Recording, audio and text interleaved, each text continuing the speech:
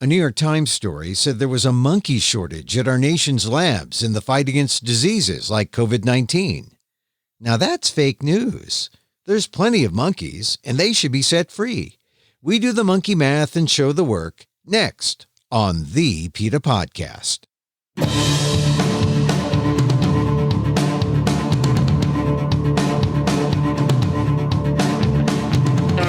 Welcome to the PETA Podcast. I'm Emil Guillermo, your host for this inside look at PETA, the views and insights from the largest animal rights organization in the world. On today's episode, shortage? What shortage? There's no shortage of monkeys in American laboratories, not at the nation's 7 NIH-funded primate research centers at least, and not at the private laboratories that are responsible for most of the importation of monkeys.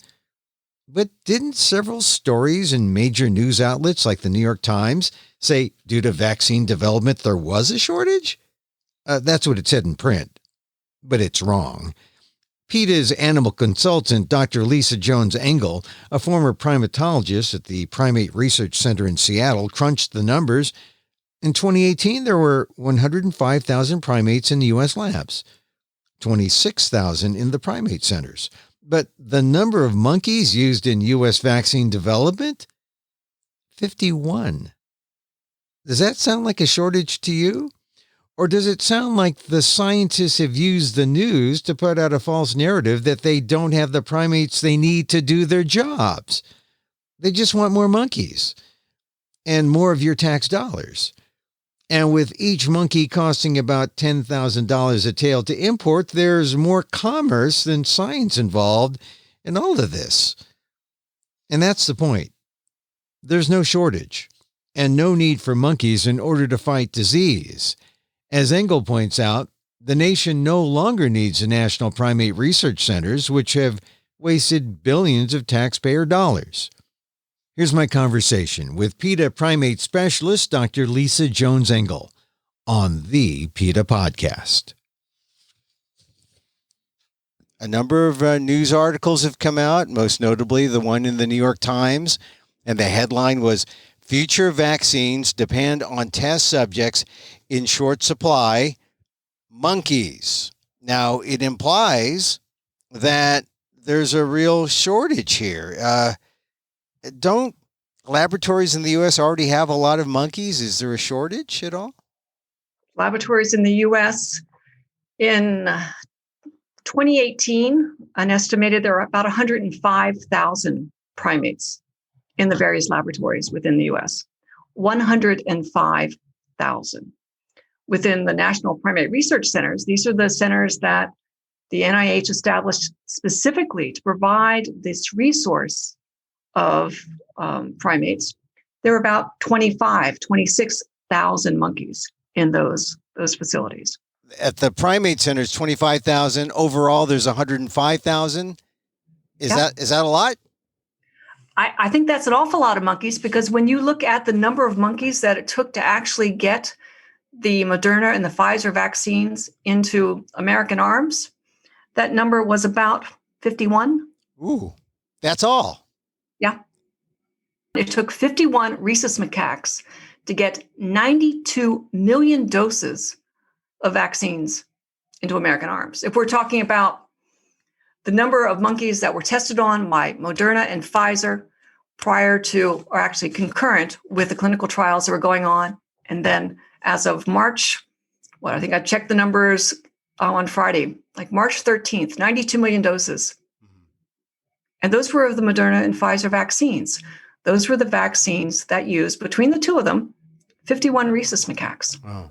So it would seem, just from the simple arithmetic and the going to the public records and seeing what the numbers are, to say that there's a shortage or to say that there aren't enough monkeys in the science world would be a lie. That's a bold-faced lie. It is the epitome of opportunism. This is about money, not monkeys. Take the K out of this. This is all about money. 500,000 macaques have been brought into this country in the 21st century. to be used in biomedical research. That's 500,000 just brought in.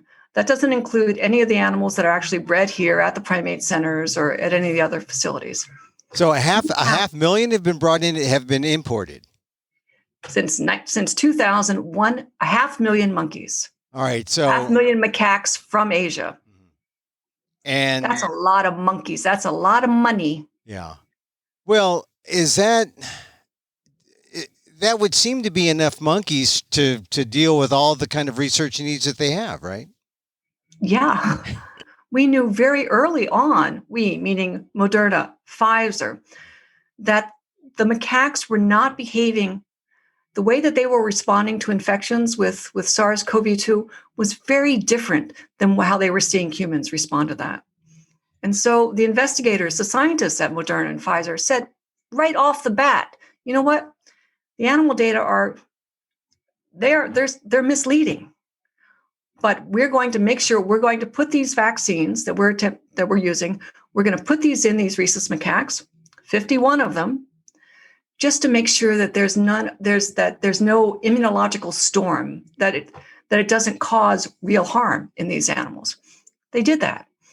They got their data. They moved forward with their clinical trials. And again, by last week, 92 million doses. So for 2 years, 59,000 rhesus and long-tailed macaques were imported into this country. 59,000. 59,000. Yeah. And that's still a lot of monkeys. That's an awful lot of monkeys. That's twice the amount of monkeys that are in all the primate centers. And one of the really interesting thing because if you start like teasing these numbers apart, so 59,000 monkeys came in, 59,000 macaques. Actually, 99.5% of that number were the long-tailed macaques, the cynos, is what the biomedical community calls them. One of the great things about being with PETA is that when you start asking these questions, you have people who can really dig into the literature, dig into the data and answer them for you. So I asked one of my colleagues to say, well, actually, how many monkeys total have been used to have these vaccines been tested on, the big ones that were out here now? And I think that number was something like 228, and only 30 of those were with these long-tailed macaques. So basically, the take-home message is that 58,000 monkeys coming in, most of them are not monkeys that are being used in this research. And yet we have this New York Times article that says the future vaccines depend on test subjects in short supply monkeys. Clearly, there's no need for more monkeys, is there? Clearly, there's no need for more monkeys. Again, this is pure and simple opportunism. So you say money. Is there money? They get government money to buy the monkeys, or what are the monkeys used for if not for the vaccines? So again, let's focus on the National Primate Research Centers, which, by the way, provided no monkeys, none of the rhesus or the speculates for any of the vaccine development. None. Zero. Mm-hmm. Admittedly, one of the primate centers did do the infectious challenge, but they used monkeys that they got from another private breeder. So none of the monkeys that the taxpayers have spent hundreds of millions of dollars in supporting these 7 national primate research centers, none of those monkeys were used to develop vaccines that are showing up in our arms. Not a one. Hmm. And yet, for 60 years, these primate centers were developed. NIH funded these primate centers 60 years ago precisely to provide for the researcher, for the U.S. public health, this resource, this reservoir of primates to be used to look at infectious disease challenges, to be there if somehow another pandemic would arrive. And when the time came, they were left sitting there like, oh, I'm sorry, I can't do anything. There's nothing. I don't. Not only can I not do anything, I didn't do anything. So what do we have? We just have idle monkeys? Is that we just bring them in and they just sit there? We've got 7 primate centers in this country. They've been around for 60 years. those primate centers really don't, the National Primate Research Centers, the NPRCs, they don't import very many monkeys. It probably over the last 15, 20 years, maybe they've imported 1,000, maybe 2,000 monkeys, so a fraction of the total number. But the 500,000 monkeys that are coming in from Asia being imported into the US, those are going directly into pharma. To private companies? To private companies. Those are going to, BioQual and Envigo and Covance and primarily Products Primates Inc. To the companies that have made arrangements with the facilities in the host countries in Cambodia, Vietnam, China, Laos, Thailand, where the big monkey breeding farms are. The monkeys are rounded up from the wild. They're placed in those breeding farms in Asia. They're supposed to wait until the first baby is born, so the F1 generation, and it's only that F1 generation that's allowed to be exported to the US or to anywhere else. But even so, regardless of whether or not the wild caught's coming in or it's the F1 generation, those monkeys are going into basically pharma. So they're going straight to the private labs, and they're bypassing the National Primate Research Centers, the public labs that are supposed to stockpile them, because I guess they have more than enough monkeys at the National Primate Research Center, or they get outbid for them by the private labs. I think that it probably has to do a lot with money. Certainly the NPRCs would love, and actually one of their mandates was to try to establish relationship with these host countries, the host country meaning countries where these monkeys naturally occur, to try to establish breeding colonies over there so that if something catastrophic happened here in the US to the breeding colonies, they'd have, a well that they could draw from. But that never really materialized for any of the primate centers. A lot of it had to do with countries saying, look, we're not going to sell you our monkeys.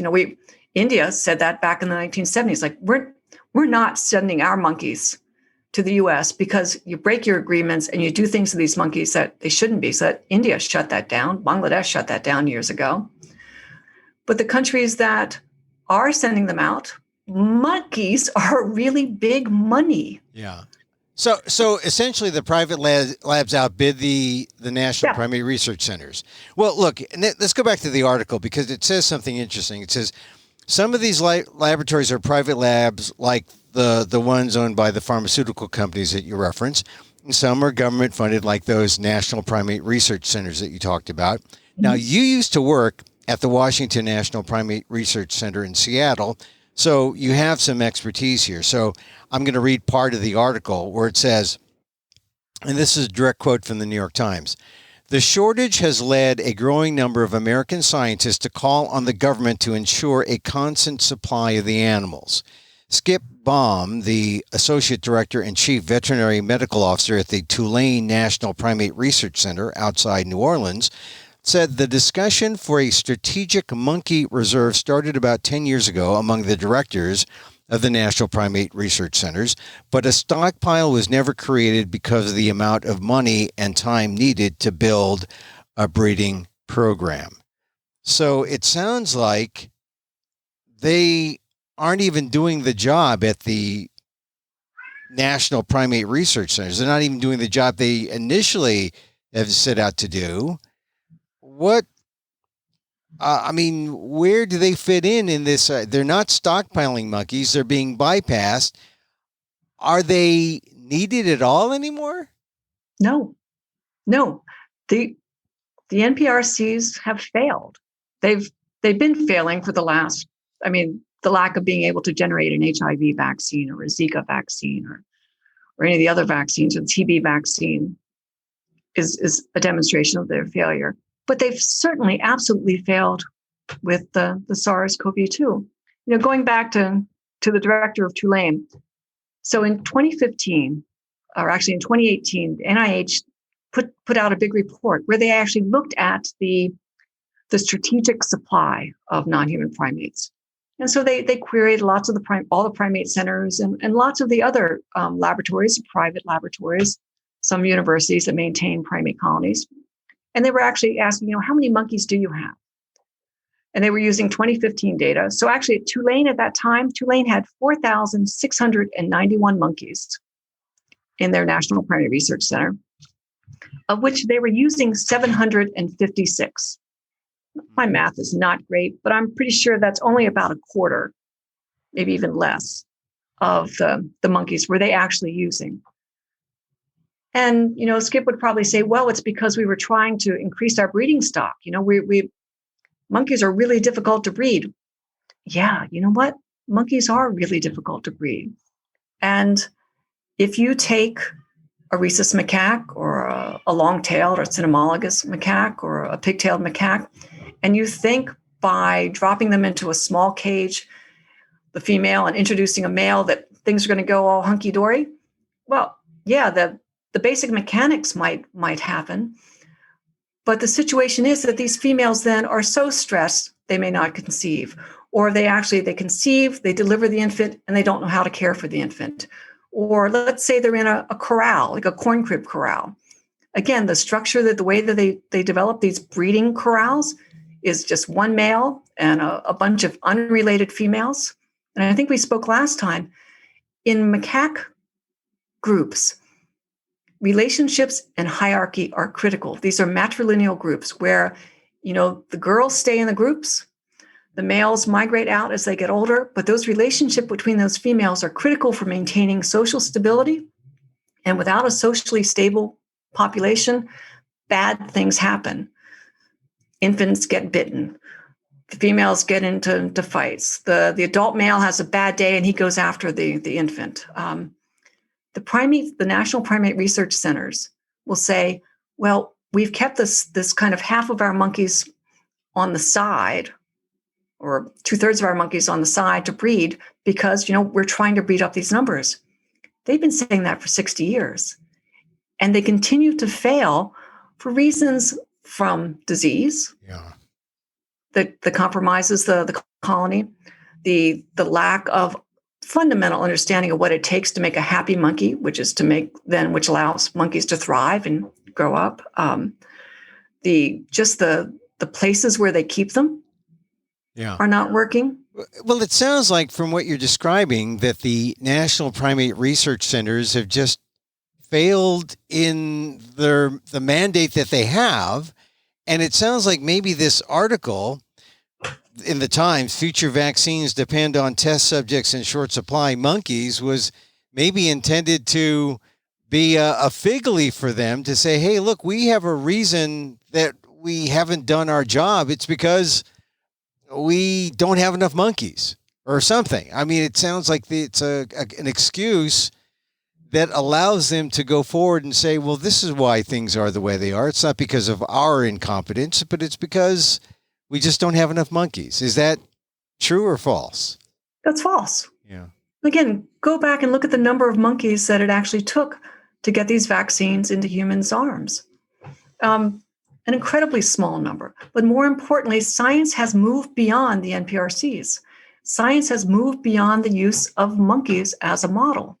This is what this pandemic has shown us. This is what this incredibly efficient vaccine development has shown us. The handful of monkey studies or a handful of studies using monkeys were run in parallel with human studies. And again, the only reason they were run in parallel was that the folks who were developing those vaccines, they knew the monkey data were lying. The monkey data were not consistent with what they were seeing in the humans, but they ran them to make sure that no monkeys were dropping dead when you put this vaccine in them. But then they left the monkey stuff behind, and the primate centers got so upset. These articles, the New York Times was the most recent one, but we saw back in early 2020, the primate centers were saying, "Hey, give us money, give us monkeys, and we'll make these vaccines." And folks, the vaccines were already out there and developed when the primate centers started jumping up and down. So it sounds to me that, okay, we have the primate centers, which sounds like they've outlived their usefulness, but if monkeys are no longer the medium needed for research, why then are the private labs buying up the monkeys and bypassing the NPRC? And then why are they taking the monkeys? It sounds like maybe the private lab should stop buying monkeys and importing monkeys as well, right? One of the things that has occurred to me as I've sat down and looked at these numbers is that the NPRCs, they don't really import monkeys. They're responsible for breeding in situ here in the US, and they're not very good at it for the reasons we've talked about. Monkeys get sick, they don't breed well, animals just, or they're not the right MHC or blah, blah, blah. Anyway, the NPRCs do a lousy job at breeding. Point number one. The private companies who are bringing in these 500,000 monkeys in the last 20 years, or the 60,000 over the last 2 years, they're bringing in a species that actually no one's really using. They're bringing in the long-tailed macaque, the cyno, and that's really used in pharma for basic drug testing. That's not used for vaccine development. No one uses the long-tailed macaque for vaccine development. The preferred macaque that's used for vaccine development, the ones that were used in the Moderna, the ones that were used in the Johnson and Johnson, are the Indian origin rhesus macaque. And actually, there are no Indian origin rhesus macaques to be imported anymore because India closed those borders down decades ago. So what's the need for the private labs to get these long-tail monkeys that aren't needed, really? I think there's a whole lot of money that's involved. I mean, this is $1 billion trade, the international trade in monkeys. You asked earlier, why are the NPRCs jumping up and down and screaming for more money and monkeys in the New York Times? Well, it is money. Remember, each year, each one of these NPRCs gets $10, $12, $15 million from the NIH just to keep the lights on, keep the doors open, keep the monkey chow flowing. They see this as an opportunity to basically bring more money in, because actually what the NIH has been doing over the last 15, 20 years has been slowly weaning these NPRCs off of the handouts that they've been getting from the NIH. So the funding lines have been decreasing. The base funding has been decreasing. The money's not there. I think the NPRC saw the pandemic as a chance of, hey, it was like HIV all over again. That's really what it is. Because again, back in the early 80s, when HIV emerged, actually at about that time, read the old literature, NIH was about ready to pull the plug on the NPRCs because they hadn't been delivering and they hadn't been the resource that investigators thought they would be. HIV came, the directors of the Primate Center said, just give us the money, just give us the monkeys, we'll give you a vaccine. We know where that went. Yeah. Nowhere. That's what they're seeing COVID as.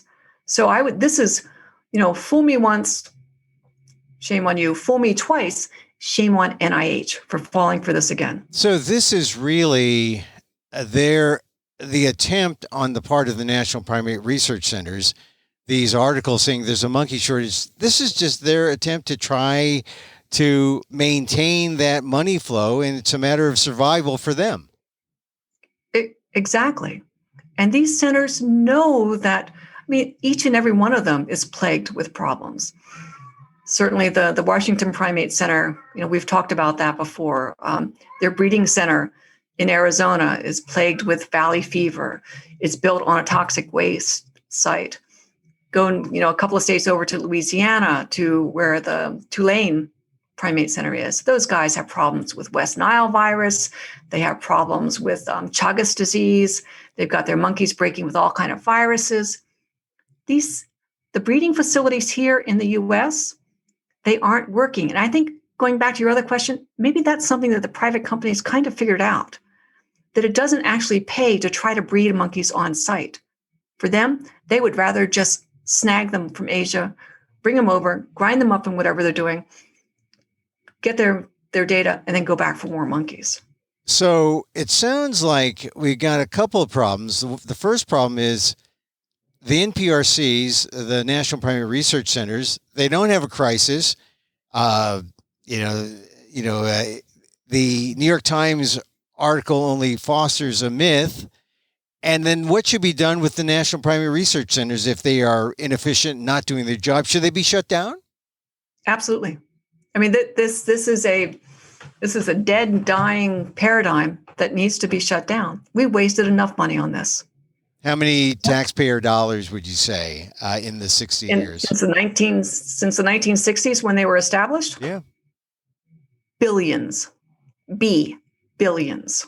That really is the takeaway from the New York Times article. The New York Times article is just wrong and is kind of like a red herring. These the National Primate Research Centers are saying, "Hey, we need money. We need. There's a shortage of monkeys. We need monkeys." No, they don't need monkeys. They need to be shut down. Now, what about the private labs? What can people do about the private labs? Because they're taking the monkeys, and now that's private money. But do they get any public money, or is it just that they are doing bad science or unnecessary science with these monkeys that they're taking? So this is such a very complex issue. And the New York Times made no attempt whatsoever to actually tease any of this apart. So I mentioned before, 500,000 monkeys have come in the 21st century. The vast majority of those are these cynos, these long-tailed macaques. Those are not the monkeys that most investigators use in academic research, in basic research. Those are the monkeys that pharma uses for drug testing. Those are not the monkeys that the primate centers are using. Those are not the monkeys that BioQual or any of the others are using. But those are the monkeys that are really driving this number. So when they're talking in this article about, BioQual's like, we need more monkeys, China shut off our supply of monkeys. Actually, very few rhesus macaques, which are the monkeys that have been used for the majority of these vaccines development, have actually come in the last decade. We're talking a few thousand, So it's another misleading, somewhat fraudulent claim being made by that New York Times article that there's a shortage of monkeys that the National Primate Research Centers or this private company would even use. But so if the majority of monkeys coming in are these long-tailed monkeys, what should be done about them? Or is that okay? Are you going to allow that to happen? Or should all importation of monkeys be stopped? One of the things that no one is talking about yet, and which is really going to come back and bite us, is the consequences of pulling out 500,000 monkeys from the wild in Asia. That you cannot remove a keystone species like a primate from these environments without setting off a chain of events that is going to be catastrophic. I've been in Asia for the last 30 years. And during that time, even I have seen if I go into Vietnam or I go into Thailand or into Indonesia, back in the 80s, there were monkeys, there were long-tailed macaques everywhere. You turn a corner, they're there. Now, they're not there. They are simply being removed from the environment. Certainly, some of that has to do with climate change and habitat destruction. But the removal of monkeys for the biomedical research industry is this it is a silent killer, and it's a killer of monkeys, and it's going to be a killer of people because, again, macaques are keystone species, which means that they play a critical role in the environmental health. They're seed dispersers. They provide prey for other larger animals in the area. They are part of this very complex web. Mosquitoes who could feed on humans, if the monkeys aren't there, typically there are mosquitoes that feed only on these macaques. Now, when you've taken these macaques out of these environments, then you're going to have these mosquitoes feeding on humans and transmitting malarial diseases or dengue or other areas where actually the monkeys had been a buffer. And taking away this buffer, particularly for something that is so utterly irrelevant meaning the use of primates somehow to develop vaccines. No one is talking about this, and it's because this is such enormous money. It's $10,000 a tail now, basically. $10,000 a tail for a monkey.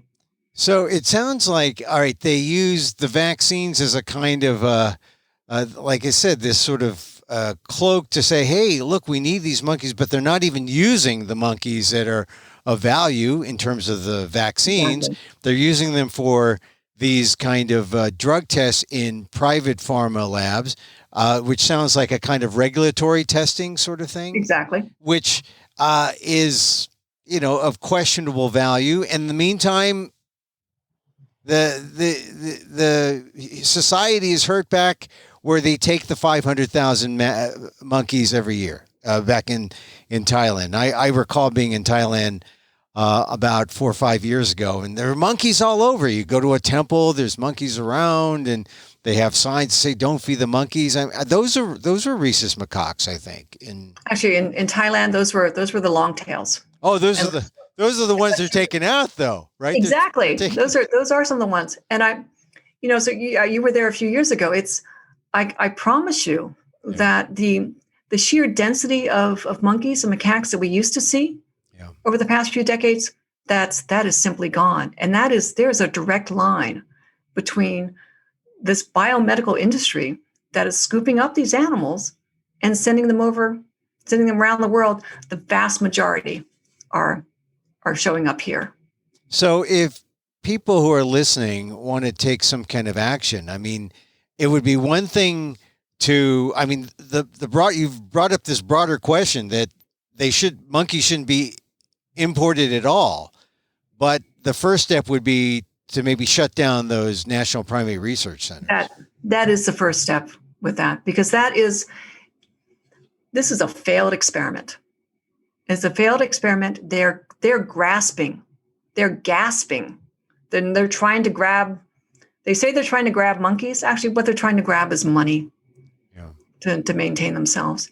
And in the same way that Harvard realized a few years ago that its primate center, they examined the trajectory of science. They examined the cost of trying to maintain the breeding colony of its primate center. And they realized, you know what? No, this is not the way forward with 21st century science. Harvard shut down their primate center. It's now time, and this is where the folks who are listening to this can help us act, is to let NIH know, let the primate centers know in your state that shut it down. This is not the way that we want to spend our money. You're not improving the science. You are causing tremendous pain and suffering and despair for those animals who are actually kept in the laboratories. And you're also having a profound impact by somehow legitimizing this notion that the primate is a useful biomedical tool when it's not. It's done.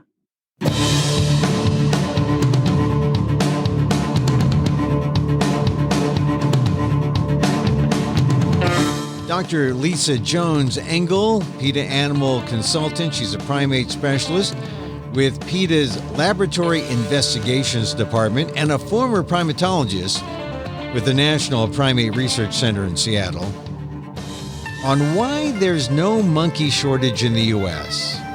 Not like what all the news reports are blasting out there.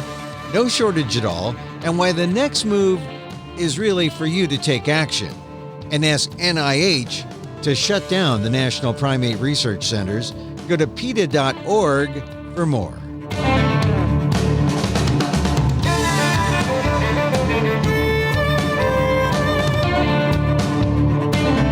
And that's our show this time out. Don't forget to send a link of this show to your friends. Like us wherever you're watching this. Like us anywhere, Facebook, I don't know, on the website that you're viewing this. Thank you for listening, but please, you can contact us at PETA.org. You can find me on Twitter at Emil Amok. That's EMILAMOK, or on AMOK.com, or see my work at ALDEF, the Asian American Legal Defense and Education Fund. That's ALDEF, AALDEF.org/blog.